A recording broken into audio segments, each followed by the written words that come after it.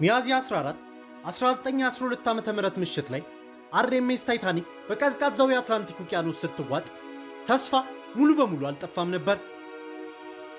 ጥቂት ማይሎች ርቀት ላይ የሌላ መርከብ ሰራተኞች ነጭ ሮኬቶችን የሌሊቱን ሰማይ ሲቀዱ ይመለከቱ ነበር። የአንድ ግዙፍ መርከብ መብራቶች እንግዳ በሆነ ሁኔታ ሲንቀሳቀሱ ተመልክተው ነገር ግን ምንም ነገር አላደረጉም። ይህ ታሪክ ስለ ኤስኤስ ካሊፎርኒያ ታሪክ ነው። አዳኝ መሆን ትችል የነበረች መርከብ እንዴት በታሪክ እጅግ ዝነኛ ለሆነ አደጋ ዝምተኛ ምስክር ሆነች የሚለው የቆየ ታሪክ የሚተርክ ታሪክ ነው። ሁልጊዜም እንደነዚህ አይነት ከዚህ ቀደም ተሰምተው የማያውቁ ታሪኮች እንዲሁም በመላው ዓለም ላይ ተጽዕኖ የፈጠሩ ሰዎች ታሪኮች እንዲደርሷችሁ የሰብስክራይብ ምልክቷን ብሎም የደወል ምልክቷን በመጫን ቤተሰብ ይሁኑ።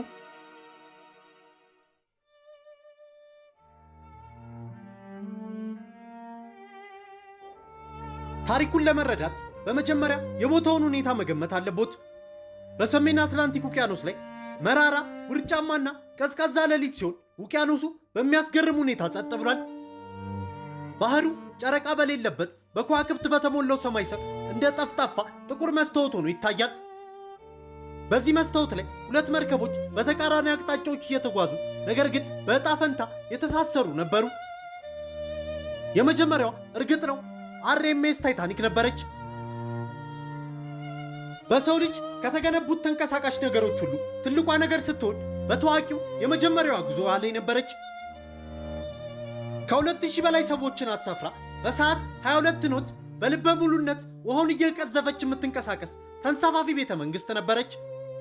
የኃይል የቅንጦትና ልትሰምጥ አትችልም ተብሎ የሚታመንባት ምልክት ነበረች። ሁለተኛዋ መርከብ ኤስኤስ ካሊፎርኒያ ናት። በጣም አነስተኛ መርከብ የነበረች ሲሆን 6000 ቶን ጭነት የምትይዝ የእንፋሎት መርከብ ናት። ምንም ተሳፋሪ አልነበራትም። 55 ሰራተኞች ብቻ የነበሯት ሲሆን ካፒቴኗ ስታንሊ ሎርድ ጥንቁቁና ደንብ አክባሪ መርከበኛ ነበር።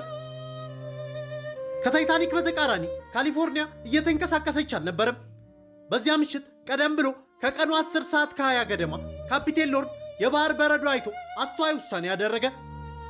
መርከቡን በትልቅ የበረዶ ሜዳ ውስጥ ከቦ አቆማት።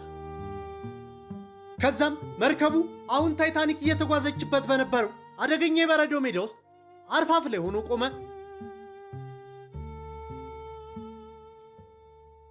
የሌሊቱ የውድቀቶች ሰንሰለት የጀመረው በአደጋ ሳይሆን በማስጠንቀቂያ ነበር። የካሊፎርኒያን ብቸኛ የሬዲዮ ኦፕሬተር የዓመቱ ሲሪል ኢቫንስ ሊያገኛቸው የሚችላቸው መርከቦች ሁሉ ስለ በረዶ ሪፖርት ሲያደርግ ነበር። በአንድ ወቅት ካፒቴን ሎርድ ራሱ በአካባቢው ያሉትን ሌሎች መርከቦች እንዲያስጠነቅቅም ነግሮት ነበር።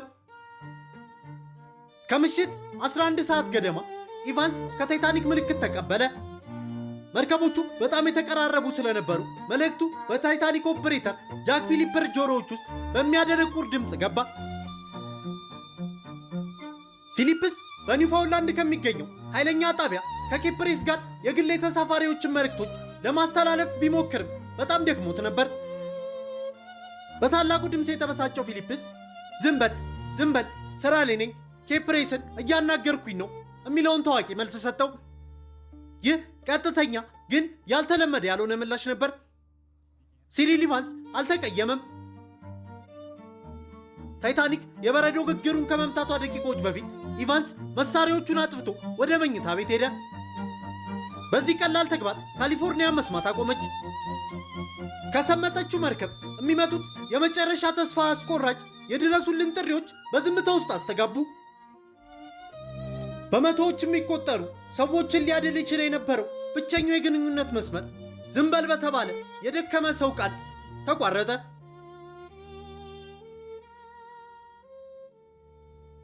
ከምሽቱ 11 ሰዓት ከ40 ላይ ታይታኒክ የበረዶ ግግር በመምታት በቀኝ ጎኗ ላይ ገዳይ የሆነ ስንጥቅ ተፈጠረባት። መርከቧ ቀስ በቀስ ወደ ባህር ውስጥ መንሸራተት ስትጀምር ሰራተኞቹ የህግ የጭንቀት ምልክቶችን ለማቃጠል ተዘጋጁ። እነሱም ነጭ ሮኬቶች ሲሆኑ በጨለማው ሰማይ ላይ ከፍ ብለው የሚፈነዱ ነበሩ። በቆመችው ካሊፎርኒያ ላይ የነበሩት የጥበቃ ሰራተኞች እነዚህ ምልክቶች እያዩቸው ነበር። ሁለተኛ መኮንን ሄርበርት ስቶንና ሰልጣኝ ጄምስ ጊብሰን በአድማስ ላይ የታየውን እንግዳ መርከብ እየተመለከቱ ነበር። መብራቶቿን አዩ። ከዚያም በግምት ከጠዋቱ 12:45 ላይ አንድ ነጭ ሮኬት ስትተኩስ አዩ። ከዚያም ሌላና ሌላም እየተመለከቱ በአጠቃላይ በሚቀጥለው ሰዓት ተኩል ውስጥ ተከታታይ ሮኬቶችን ቆጥረዋል። ግራ በመጋባት በቻርት ክፍል ውስጥ አረፍ ብሎ የነበረውን ካፒቴን ሎርድን አስጠነቀቁት። እናም እዚህ ላይ ነው ታሪኩ ከክፉ ዕድል ወደ ግራ የሚያጋባ ስራ ፈትነት የተቀየረው። ሎርድ ስለ ሮኬቶቹ ብዙ ጊዜ ተነገረው። የድርጅት ምልክቶች ናቸው ወይ ብሎ ጠየቀ። በመርከቦች መካከል ያሉ የግል ግንኙነት ማለቱ ነበር። እነሱ ተራ ነጭ ሮኬቶች ለአደጋ ጊዜ ጥቅም ላይ የሚውል እንደሆኑ ተነግረዋል። ሰዎች በመርከቧ ላይ በሞርስ መብራት ምልክት እንዲሰጡም አዘዘ። ደጋግመው ሞከሩ፣ ነገር ግን ምንም ምላሽ አላገኙም። ነገር ግን እሱ ያደረጋቸው 2 ነገሮች አሉ። ይህንን እንግዳ ትዕይንት በገዛ አይኖቹ ለማየት አንድም ጊዜ ወደ መርከቡ ድልድይ አልሄደም። እናም የሬዲዮ ሞገዶች ለእርዳታ በሚጮሁ ጩኸቶች የተሞሉ መሆናቸውን ሊነግረው የሚችለውን ብቸኛውን ሰው ሲሪል ኢቫንሰን እንዲቀሰቅሱት አላዘዘም። ከካሊፎርኒያ የመርከብ ወለል ላይ ሰራተኞቹ የምስጢራዊቷ መብራቶች በሚዛባ ሁኔታ ሲንቀሳቀሱ ተመለከቱ። ይህም በውሃ ውስጥ የምትዘንብ ወይም የምትጠልቅ መስሎ እንዲታይ ያደርጎታል። አሁንም ምንም ነገር አላደረጉም። ጥቂት ማይሎች ርቀት ላይ ለሕይወታቸው ለሚታገሉት 1500 ሰዎች እርዳታ ይታይ ነበር፣ ግን እየመጣ አልነበረም።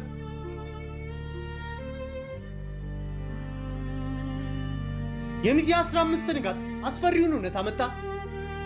የካሊፎርኒያን ሬዲዮ እንደገና ሲበራ አየሩ በዜና ተሞልቶ ነበር። ታይታኒክ ጠፍታለች። ሲመለከቷት የነበረችው መርከብ በአንድ ጊዜ ተሰውራለች። ወዲያውኑ የክስ ጣት በቀጥታ ወደ ካሊፎርኒያን ተቀሰረ። የተከተሉት የአሜሪካና የእንግሊዝ ምርመራዎች ምህረት የለሽ ነበሩ።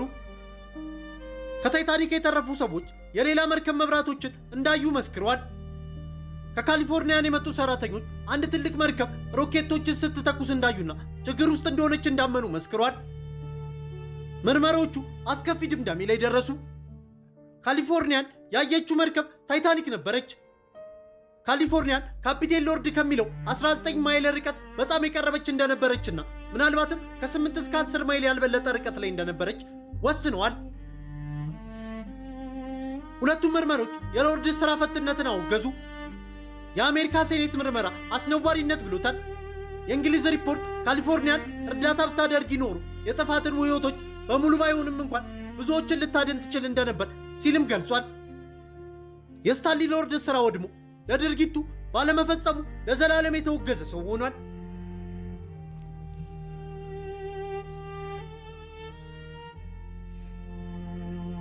ከ70 ዓመታት በላይ ታሪኩ ይኸው ነበር።